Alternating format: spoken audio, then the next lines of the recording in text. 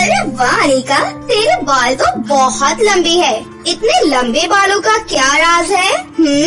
कोई राज नहीं है, मेरे बाल तो बचपन से ही लंबे हैं। चल झूठी, मैं नहीं मानती, मेरे बाल तो बढ़ ही नहीं रहे हैं। कितनी कोशिश करती हूँ, कितना सारा तेल लगाती हूँ, पर बढ़ने का नाम ही नहीं ले रहे। ऊपर से हर रोज झड़ रही हैं। लेकिन तेरे बाल कैसे लंबे हैं इतने? तेरे पास तो तेल खरीदने को भी पैसे नहीं है। मैं बिल्कुल सच बोल रही हूँ, मेरे बाल बचपन से ही इतने लंबे हैं। सिर्फ मेरे ही नहीं, मेरी 3 बहनों के बाल भी इतने ही लंबे हैं। अनिका के बाल उसके पैर तक आते थे। उसकी माँ विधवा थी और बहुत गरीब थी। अपनी चौथी बेटी के जन्म के बाद उसका पिता मर गया था। तब से कभी लोगों के घर पर काम करके तो कभी फुटपाथ पर कुछ बेचकर वो घर चलाती थी और रोज रात को सोने से पहले अपने पति को याद करके बहुत रोती थी। अब इतनी जल्दी क्यों चले गए मुझे छोड़कर? बेटे के चक्कर में 4 बेटियां पैदा हो गई। अब इनकी शादी कैसे करवाऊंगी मैं? यहाँ तो 2 वक्त का खाना भी नसीब नहीं हो रहा है। ऐसे ही गरीबी में उसकी 4 बेटियां बड़ी होने लगी। घर में खाना नहीं था, जेब में पैसा नहीं था। कला की बड़ी बेटी अनिका उसकी माँ से कहती थी, माँ देखो हमारे बाल कितने बड़े हैं, आपको चिंता करने की जरूरत नहीं है। इतने सुंदर बाल देखकर तो लड़के ऐसे ही शादी कर लेंगे।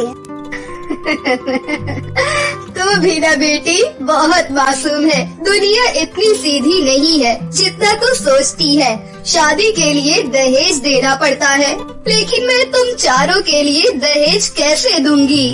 अनिका की बहन सुहानी ने कहा, तो फिर दहेज नहीं देंगे माँ, हम खुद कमाएंगे और यही रहेंगे आपके साथ।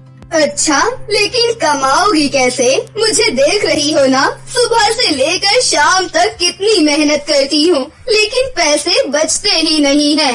आप पढ़ी लिखी नहीं हो माँ, हम पढ़ लिख लेंगे तो हमें नौकरी मिल जाएगी। यही सोचकर चारों बहनें स्कूल में भर्ती हो गयीं। लंबे बालों की वजह से बहुत जल्द स्कूल में उनकी एक पहचान बन गई। सभी उन्हें लंबे बालों वाली बहनों के नाम से जानने लगे। वो चारों शाम के बाद लोगों के घर पर काम करने गयी ताकि पढ़ाई का खर्चा निकल सके। अनिका कॉलेज में भर्ती हो गई और तभी कला की तबीयत खराब हो गई। वो बिस्तर से उठ ही नहीं पा रही थी और पूरा दिन बस खांस रही थी। अनिका बेटी, अब क्या होगा? मैं तो बीमार पड़ गई हूँ और काम भी नहीं कर सकती। तेरी 3 छोटी बहनें हैं। अब घर का काम कैसे चलेगा बेटी? आप चिंता मत कीजिए माँ, मैं सब कुछ संभाल लूंगी। मैं और मेहनत करूंगी। धीरे धीरे अनिका के ऊपर सारी जिम्मेदारी आने लगी। दीदी, मेरा स्कूल ड्रेस फट गया है, मुझे नई ड्रेस चाहिए। दीदी, मुझे नई किताबें चाहिए। मुझे नए जूते चाहिए, ये जूते खराब हो गए हैं। और कला भी खांसते हुए कहने लगी, अनिका बेटी, मेरी दवाई खत्म हो गई है, कल दवाई ला देना। एक तरफ घर की जिम्मेदारियाँ और दूसरी तरफ कॉलेज की पढ़ाई, सब कुछ एक साथ संभालते हुए अनिका की हालत खराब हो रही थी।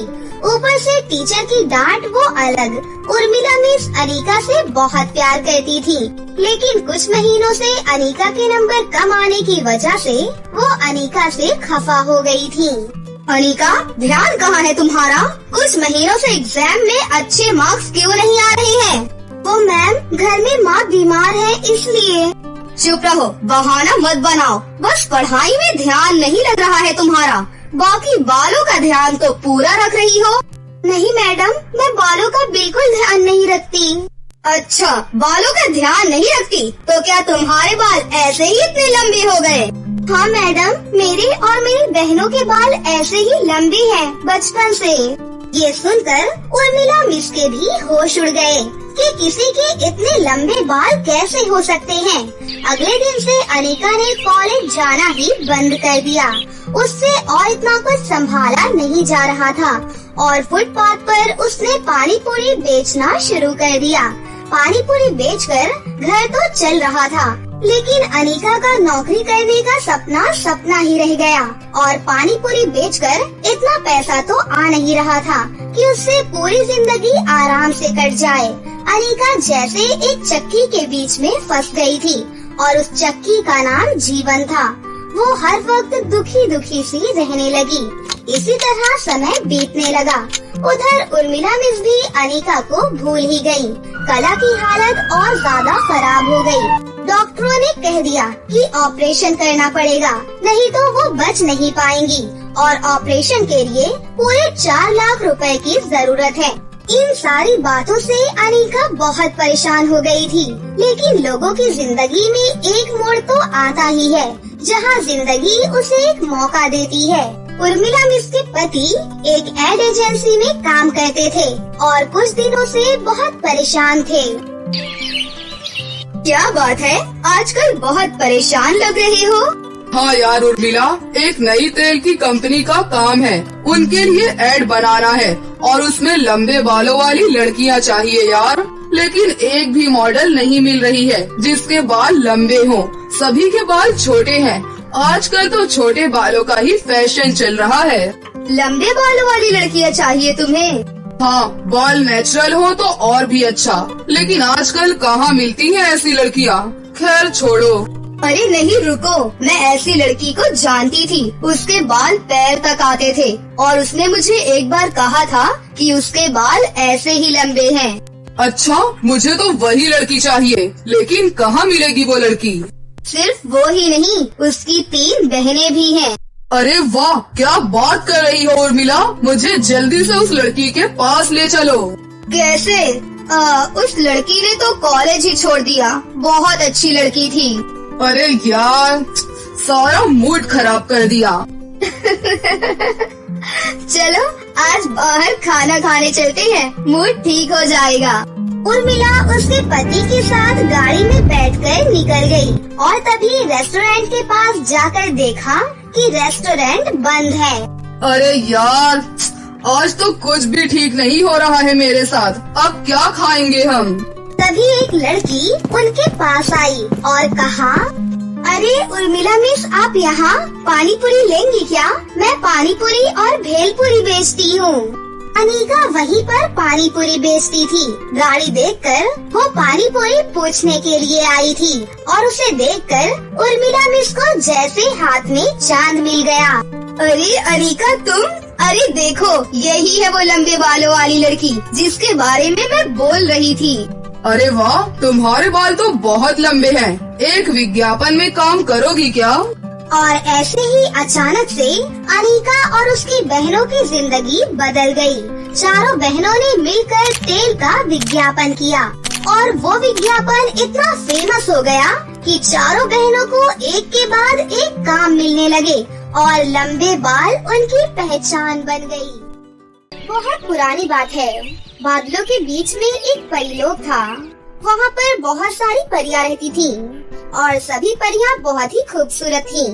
उनमें से एक परी थी जो कि वहाँ की राजकुमारी थी, जिसका नाम चांदनी परी था। वो बिल्कुल चांद की तरह खूबसूरत थी। चांदनी बाकी परियों से थोड़ी अलग थी। वो खूबसूरत तो थी ही, पर उसकी आंखें दूसरी परियों से बिल्कुल ही अलग थीं, पर बहुत सुंदर थीं। उसकी आंखें बड़ी बड़ी और नीली थीं। राजकुमारी चांदनी को इसी बात का काफी ज्यादा घमंड था। उसकी माँ रानी परी उसकी इस आदत से बहुत ज्यादा परेशान हो गई थी। आए दिन राजकुमारी चांदनी परीलोक में किसी न किसी से झगड़ा करती ही थी। उसकी इसी हरकत से उसकी माँ को, जो कि परीलोक की रानी थी, वो उसके पास आई और रानी परी ने उसे सबसे अकड़कर बात करने से मना किया। जिस पर चांदनी परी ने कहा, माँ, वो लोग मेरी खूबसूरती से जलते हैं, इसीलिए आपके पास मेरी शिकायत करने आ जाती हैं। उन्हें ये बात हजम ही नहीं हो रही है कि मैं सबसे ज्यादा खूबसूरत कैसे हो सकती हूँ। रानी परी ने राजकुमारी चांदनी को अपनी अकड़ ठीक करने के लिए समझाया। और उसे बहुत समझाकर वहाँ से चली गई। लेकिन चांदनी परी पर तो रानी परी की बात का कोई भी असर नहीं हुआ और वो अपने काम में फिर से लग गई। कुछ दिनों बाद राजकुमारी चांदनी का जन्मदिन आया और पूरा परीलोक दुल्हन की तरह सजा दिया गया। सारे ऋषि मुनियों और पड़ोसी राज्य के राजा को रानी ने जन्मदिन के समारोह में आमंत्रित कर दिया। फिर चांदनी का जन्मदिन आ गया और सभी ऋषि मुनि भोजन ग्रहण करने के लिए बैठ गए। भोजन करते करते एक ऋषि को बहुत ज्यादा प्यास लगी और उन्होंने राजकुमारी चांदनी की तरफ इशारा किया और उससे पानी लाने का आग्रह किया। ऋषि की बात सुनकर राजकुमारी चांदनी को बहुत ही गुस्सा आ गया और उसने सबके सामने चिल्लाकर ऋषि को कहा, मैं तुम्हें नौकरानी दिखती हूँ क्या? मैं इस राज्य की राजकुमारी हूँ। राजकुमारी चांदनी की ये बात सुनकर ऋषि उसे अपमान समझ बैठे और भोजन पर बैठे सभी ऋषियों को उठने का इशारा किया, जिस पर सभी ऋषि उठकर खड़े हो गए। फिर ऋषि ने कहा, कन्या, तुमने हम सब ऋषि मुनियों का अपमान किया है। तुम्हें अपनी सुंदरता पर बहुत घमंड है ना? जाओ, मैं तुम्हें श्राप देता हूँ कि तुम अभी जितनी सुंदर हो उससे 2 गुनी बदसूरत होकर एक छिपकली के रूप में बदल जाओगी। ऋषि के श्राप देते ही राजकुमारी चांदनी एक बड़ी ही डरावनी छिपकली में तब्दील हो गई, जिसे देखकर आसपास के लोग सभी घबरा गए। अपनी बेटी चांदनी की ऐसी हालत देखकर रानी परी ने ऋषि को अपना श्राप वापस लेने के लिए आग्रह किया, लेकिन ऋषि ने रानी परी की एक भी बात नहीं मानी और वो बाकी ऋषियों के साथ वहाँ से वापस चले गए। वहीं दूसरी तरफ अपना बदला हुआ रूप आईने में देखकर राजकुमारी चांदनी बहुत डर गई और जोर जोर से रोने लगी। चांदनी को रोता हुआ देखकर रानी परी ने उससे कहा, चांदनी बेटा, मैंने तुम्हें समझाया था ना कि तुम अपनी खूबसूरती पर इतना घमंड मत करो, नहीं तो एक दिन तुम्हें इसका हर्जाना भुगतना पड़ेगा। देखो अब तुम्हारा कितना बुरा हाल हो गया है मेरी बच्ची। रानी परी की ये बात सुनकर राजकुमारी को अपनी गलती का एहसास हुआ और उसने रानी परी से वादा किया कि अब से वो ऐसा कुछ भी नहीं करेगी। माँ, मुझे अपनी गलती का एहसास हो चुका है। मैं आपसे वादा करती हूँ माँ, मैं अब ऐसा कुछ भी नहीं करूँगी। बस मुझे आप पहले जैसा बना दीजिए ना माँ। चांदनी की ये बात सुनकर रानी परी ने उससे कहा, देखो बेटा, इस श्राप का तोड़ तो मेरे पास भी नहीं है। मैं तुम्हें कैसे ठीक करूँ, मुझे कुछ भी नहीं पता बेटा। इतने में छिपकली लोग में ये बात सबको पता चल गई कि वहाँ की राजकुमारी परी छिपकली बन गई है। तो फिर वो सब राजकुमारी को लेने वहाँ पर आ जाती हैं। तभी छिपकली कहती है, वाह क्या बात है, एक परी बनी छिपकली, वो भी यहाँ की राजकुमारी। हमें क्या, तुम हमारी बिरादरी में शामिल हो चुकी हो, अब तुम्हें हमारे साथ चलना ही पड़ेगा। ये बात सुनकर राजकुमारी चांदनी बहुत घबरा जाती है और उन छिपकलियों के साथ जाने से इनकार कर देती है। तभी रानी परी चांदनी से कहती है, तुम्हें जाना ही पड़ेगा बेटा, ये उसूल है परी लोग और छिपकली लोग का, तुम मना नहीं कर सकती। पर मैं पूरी कोशिश करूँगी कि मैं तुम्हें वहाँ से जल्द निकाल सकूं। ना चाहते हुए भी राजकुमारी चांदनी को छिपकलियों के साथ जाना ही पड़ा। जब वो छिपकली लोग पहुँची तो वहाँ का नजारा देखकर राजकुमारी चांदनी बहुत डर गई, क्योंकि वहाँ काफी ज्यादा गंदगी थी और वहाँ हर जगह जगह जानवरों के मांस के टुकड़े पड़े थे। ये देखकर वो जोर जोर से रोने लगती है, जिस पर छिपकली उसे चुप रहने के लिए बोलती है और ये भी कहती है कि वो अब कभी भी परीलोक नहीं पहुंच पाएगी। ये सुनकर राजकुमारी चांदनी और भी ज्यादा डर गई और पूरी रात बस रोती ही रही। अगली रात होते ही सारी छिपकलियाँ अपने अपने शिकार की तलाश में वहाँ से निकल गयी और उन्होंने राजकुमारी चांदनी को भी अपने साथ आने के लिए बोला, लेकिन राजकुमारी चांदनी ने उनके साथ जाने के लिए साफ साफ मना कर दिया।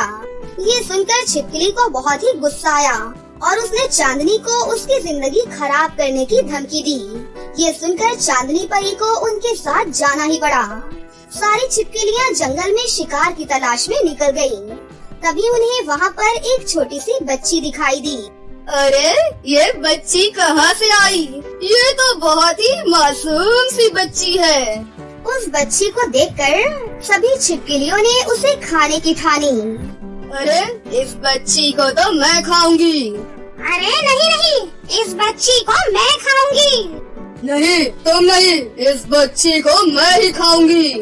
बच्ची को खाने की बात सुनकर राजकुमारी चांदनी ने सभी से उसे ना खाने की विनती की, लेकिन उन छिपकलियों ने उसकी बात नहीं सुनी और उस बच्ची के पास चली जाती हैं। लेकिन वो बच्ची किसी से भी नहीं डरती। दरअसल वो बच्ची अंधी होती है। ये जानने के बाद राजकुमारी चांदनी को उस पर बहुत ही तरस आता है, जिसके बाद वो सभी छिपकलियों को बोलती है, आप किसी और को पकड़ लो, लेकिन इसे मत खाइए, ये अंधी है बेचारी। कम से कम इस अंधी बेचारी पर तो रहम कीजिए। आप किसी और को खा लीजिए और आप जो कहेंगी मैं वो सब कुछ करने के लिए तैयार हूँ। बस आप इस बच्ची को छोड़ दीजिए। ये सुन सभी छिपकलियाँ बच्ची को नहीं खाती हैं और चुपचाप गुस्से में वहाँ से चली जाती हैं। उसके जाने के बाद चांदनी परी उस बच्ची से उसके वहाँ होने का कारण पूछती है, जिस पर बच्ची उसे बताती है, मैं अपने माता पिता से बिछड़ गई हूँ। बच्ची की बात सुनकर राजकुमारी चांदनी कुछ भी नहीं बोलती और उसकी आंखों से आंसू झलक उठते हैं। लेकिन वो अपने आप को समझाते हुए बच्ची को जंगल में माता पिता के साथ आने की वजह पूछती है। मैं अपने माता पिता के साथ शहर जा रही थी अपनी आंखों का इलाज करवाने, लेकिन मैं उनसे बिछड़ गई और इसे जंगल में भटक गई। ये सब सुनकर राजकुमारी चांदनी को उस बच्ची पर बहुत ही तरस आता है और वो अपनी आंखें उस बच्ची को दान करने की सोचती हैं।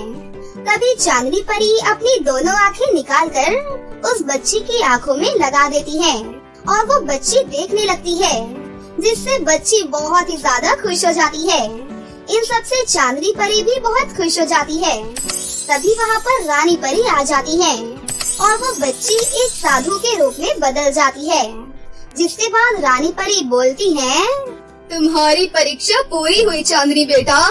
तुमने वो काम किया है जो आज तक कोई करने की सोच भी नहीं सका।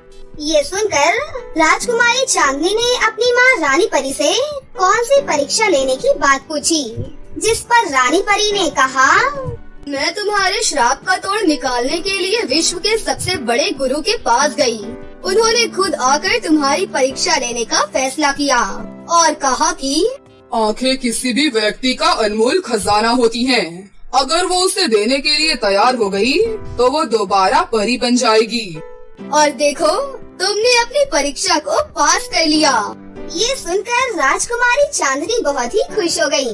तभी ऋषि ने अपनी जादुई ताकत से चांदनी परी को उसकी अपनी आंखें वापस कर देते हैं और उसे वापस दोबारा सुंदर परी के रूप में तब्दील कर देते हैं।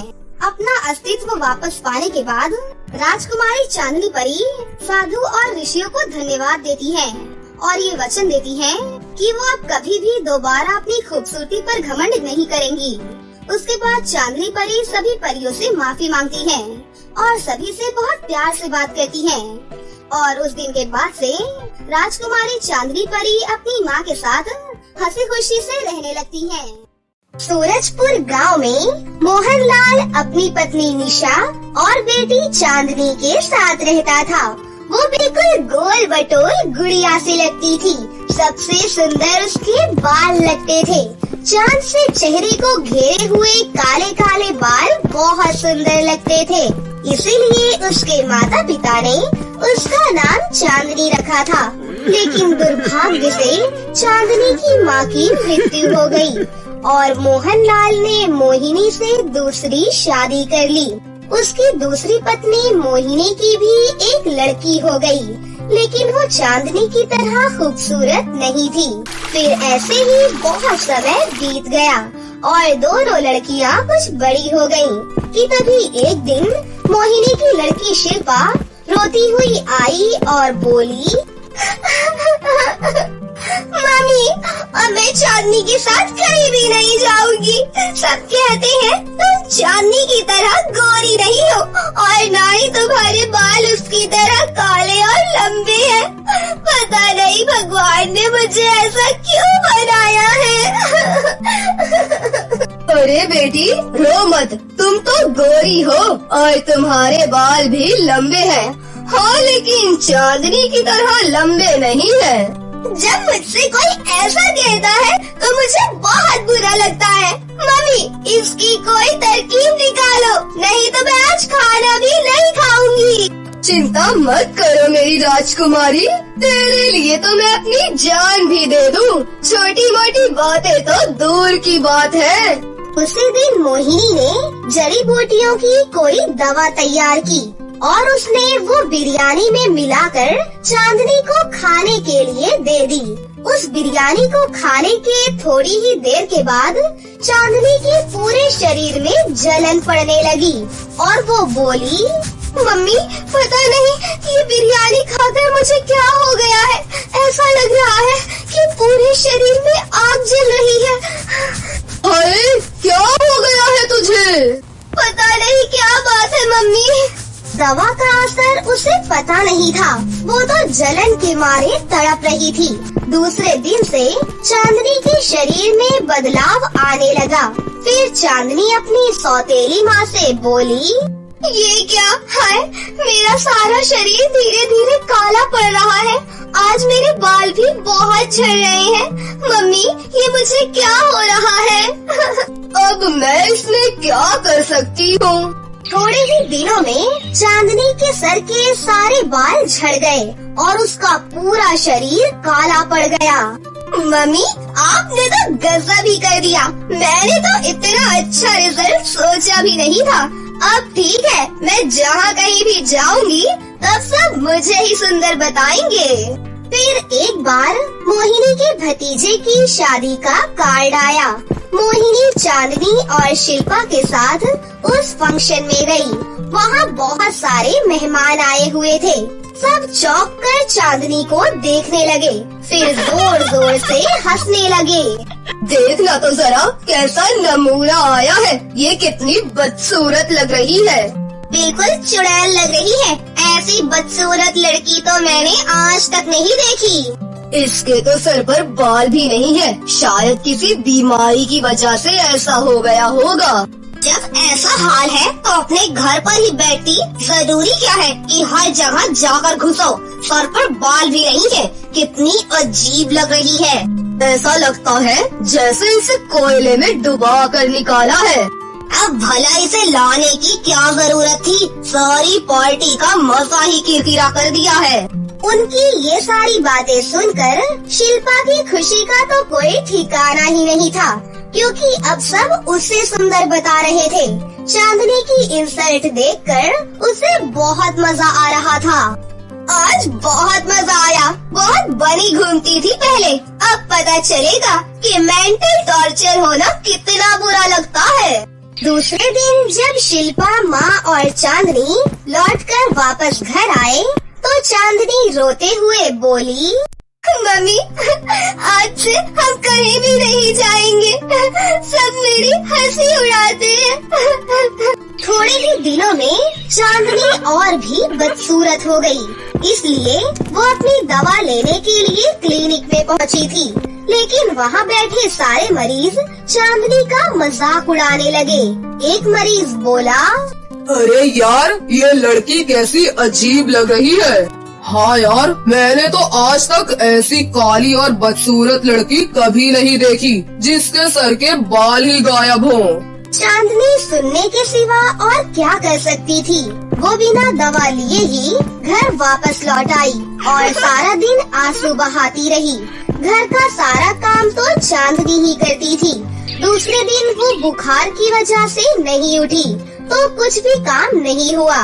शिल्पा बोली, मम्मी चाय पीनी है। अभी तक चांदनी नहीं उठी, जाकर देखो क्या बात है, कितनी देर में मिलेगी। ये सुनकर मोहिनी को बहुत जोर का गुस्सा आया और वो तमतमाई हुई आई और बोली, दिन चढ़ गया है, तुझे होश नहीं है? काली माई कहीं की, अभी तक तूने कुछ काम नहीं किया। मैं क्या करूं? मेरा उठने का मन ही नहीं करता। पूरे बदन में दर्द हो रहा है। इस बात पर तो मोहिनी को और भी ज्यादा गुस्सा आया। उसे चाय पीने की तलब लग रही थी।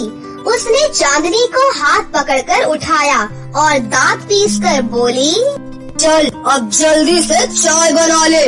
कसम से पूरे बदन और सर में तेज दर्द है। मनहूस कहीं की काली कलोटी, जब तुझे कोई काम ही नहीं करना है तो यहाँ से निकल जा। मोहिनी ने हाथ पकड़कर चांदनी को घसीटा और घर के बाहर लाई। उसने चांदनी को धमकाया और कहा, आज के बाद हमारा तुम्हारा कोई रिश्ता नहीं है, समझी? चल निकल यहाँ से। और उसे धक्का देकर बाहर निकाल दिया। अब बेचारी चांदनी बड़े बड़े आंसुओं से रोती हुई चली जा रही थी। उसके दुख का कोई ठिकाना ही नहीं था। अब मैं क्या करूं? मेरा तो कोई रिश्तेदार भी नहीं है। आज मेरी माँ होती तो ऐसा नहीं करती। बहुत थक जाने पर वो एक पेड़ के नीचे जाकर बैठ गई। वहीं पर एक बुढ़िया बैठी हुई थी। बुढ़िया खजूर के पत्ते जमा कर रही थी। चांदनी उसके काम में मदद करने लगी। बुढ़िया चुपचाप उसे देखती रही। जैसे ही बुढ़िया उठी, चांदनी ने उसका टोकरा उसके सर पर रखवा दिया। बेटी तू तो बहुत अच्छी है, लेकिन मैं देख रही हूँ कि तेरी दुर्दशा हो रही है। ले मैं तुझे ये कंघा देती हूँ, इसे तू अपने बालों में फिराना। और ये शीशी है, इसमें गुलाब जल भरा है, इसे पानी में डालकर नहा लेना। भगवान की दया से फिर तुझे कोई कमी नहीं रह जाएगी। और इस जादुई कंघे से तुम जो भी मांगोगी ये वही देगा। ये सुनकर चांदनी की खुशी का कोई ठिकाना ही नहीं रहा। उसने बुढ़िया के सामने ही कंघा अपने बालों में फिराया। कंघा फिराते ही उसके घने काले लंबे बाल वापस लहराने लगे। फिर चांदनी खुशी से अपने घर की ओर चल दी। वो बाथरूम में गई। उसने गुलाब जल को पानी में मिलाया और नहाने लगी। हे ऊपर वाले, अब मुझ पर दया करो, गुलाब जल का असर हो जाए, ऐसा आशीर्वाद दो। नहाने के बाद जब वो बाहर निकली तो खुशी से उछल पड़ी। उसका चमचमाता गोरा रंग रूप वापस आ गया था। मम्मी देखो, मेरा गोरा रंग और मेरे बाल वापस आ गए। ये सुनते ही मोहिनी दौड़ी हुई आई और वो आंखें फाड़ फाड़ कर चांदनी को देखने लगी। अरे बेटी तू तो पहले से भी ज्यादा गोरी हो गई है, कितनी सुंदर लग रही है। ये चमत्कार कैसे हुआ? भगवान ने ही मेरे लिए एक चमत्कार भेजा था। ऐसा जादू देखकर मोहिनी तो डर गई। अब तो बस जादुई कंघे को आजमाना बाकी रह गया था। हे जादुई कंघे, तू थोड़े से पैसों का इंतजाम कर दे और मेरी मम्मी को खुश कर दे। अब मेरी मम्मी के गुस्से को दूर कर दो। तभी उस जादुई कंघे से नोटों की गड्डी झरने लगी और जब गड्डियाँ देखी तो सबके मुंह पर मुस्कान आ गई। चांदनी के लिए मोहिनी के दिल में प्यार जाग उठा। ये तो कंघे की करामात थी। मोहिनी ने चांदनी को गले से लगा लिया और बोली, बेटी तू मुझे माफ कर दे, मैंने तेरे साथ बहुत बुरा किया, लेकिन तू तो बहुत अच्छी है। चांदनी तो थी ही दिल की अच्छी। उसने सबको माफ कर दिया। शिल्पा ने भी माफी मांगी और कहा, मुझे माफ कर दो दीदी। अब तो खुशनुमा माहौल हो चुका था। घर में पैसों की कमी भी नहीं रही। फिर चांदनी दिल खोलकर गरीब लोगों की सहायता करने लगी। अब दूर दूर तक उसका नाम फैल गया और वो बहुत फेमस हो गई। तो दोस्तों, कैसी लगी आपको हमारी ये कहानी? अगर आपको हमारी कहानी अच्छी लगी हो तो इसे जरूर लाइक करें। साथ ही हमारे चैनल को सब्सक्राइब भी कर लें और बेल आइकन को दबाना ना भूलें। मिलते हैं अगली वीडियो में। धन्यवाद।